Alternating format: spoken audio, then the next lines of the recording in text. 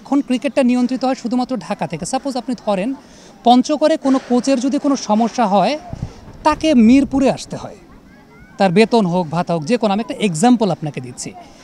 বিকেন্দ্রীকরণটা হলে তখন পঞ্চগড়ের কোচের সমস্যাটা সেই জোনের অফিসে তিনি যাবেন, সেই জোনের অফিস থেকে সেখানকার কোচ তৈরি করা হবে, সেখানকার লিগগুলো পরিচালনা করা হবে, সেখানে খেলার সংখ্যা বাড়বে, সেখানকার সব কিছু ওই পার্টিকুলার জোনে। মানে ক্রিকেট বোর্ডটা ভাগে বিভক্ত হয়ে যাচ্ছে, যেটা এখন শুধুমাত্র মিরপুর থেকে। এখন এই বিকেন্দ্রীকরণটা আপনি শুধুমাত্র মিরপুরে বসে থাকলে পরে আসলে হবে না, যে কারণেই 7 বিভাগেই আমরা যাচ্ছি।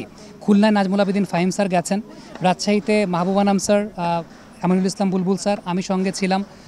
সিলেটে আমরা গেছি, আজকে আমরা এসেছি, হাবিবুল বাশার সুমন ভাই এসেছেন, মিনাজুল আবেদিন নান্নু ভাই এসেছেন।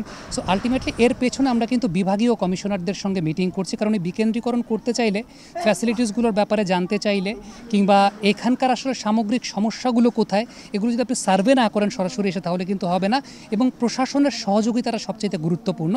আমরা যুব ক্রীড়া মন্ত্রণালয়ের কাছ থেকে মাননীয় উপদেষ্টার কাছে এই আশ্বাসটা পেয়েছি যে আমরা যদি এই বিভাগীয় কমিশনার সাহেবদের কাছ থেকে এই প্রবলেমগুলো আইডেন্টিফাই করে সেগুলোকে যদি আমরা গভর্নমেন্ট সাপোর্ট চাই, এই কোলাবোরেশনের জায়গাটা আমরা গভর্নমেন্ট সাপোর্ট পরিপূর্ণভাবে পাবো।